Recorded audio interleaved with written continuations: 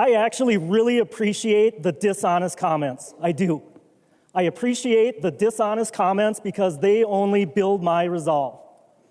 We are here on Armed Forces Day, a day where we're supposed to be honoring the men and women that put on a uniform for our country. And instead, we are gutting DFWs, American Legions, and other military charities in every corner of this state.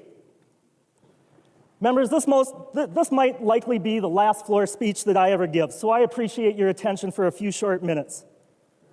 I'm going to tell you about a boy named Garrett, or G, as his mom and his friends call him. This is a story that is incredibly hard for me to tell personally. It requires me to take my emotional armor off, and I absolutely hate doing that. But I have to tell this story.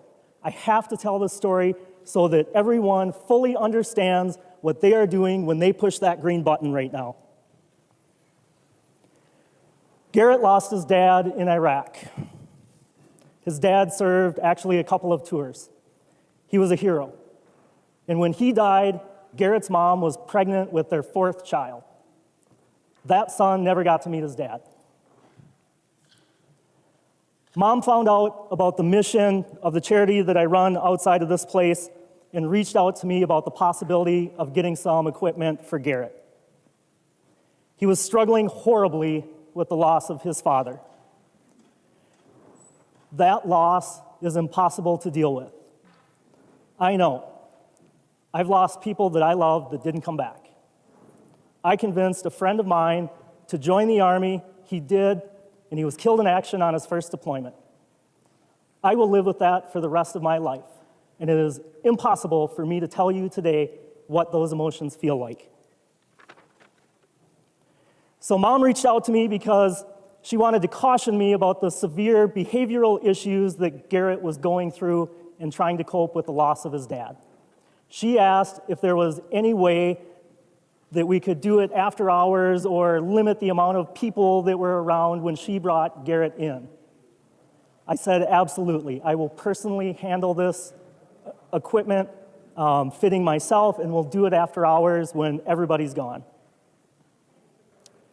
So it was around 6 o'clock that Garrett and his mom and the other siblings, there were 3 of them, showed up at my place. It was after hours. I was the only one there, and she was not kidding about the behavioral issues with this young man.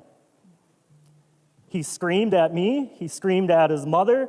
He ran and knocked things over all over our warehouse.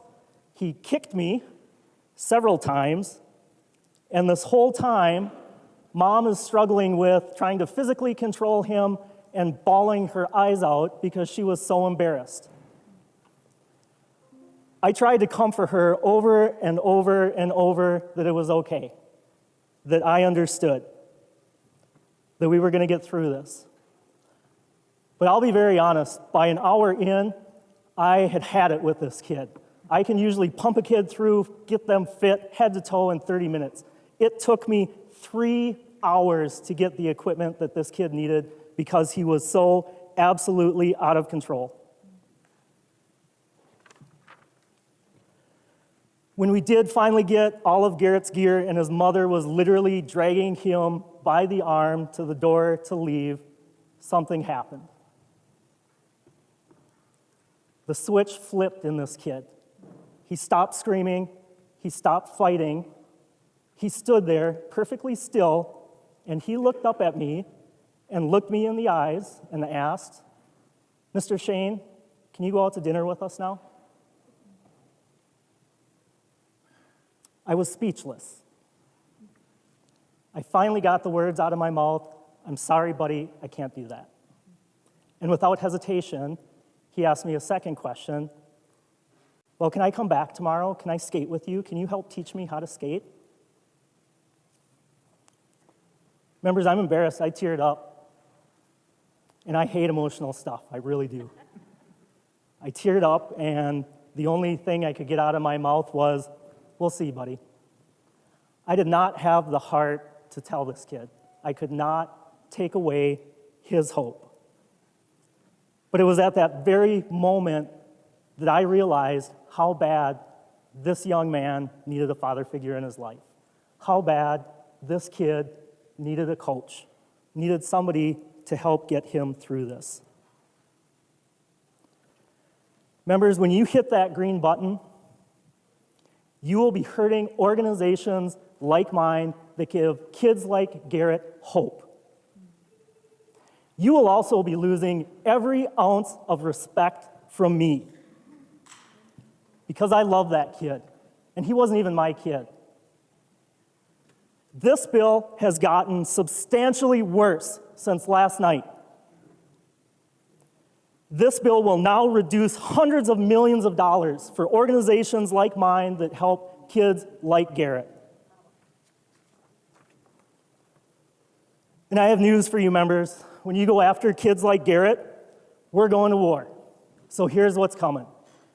I will stand here right now, and I am committing myself to help grow a movement that will boycott casinos and boycott the members that support this bill. I will commit myself to spending this summer to put up 4x8 signs highlighting that boycott and putting up 4x8 signs right next to those highlighting your vote.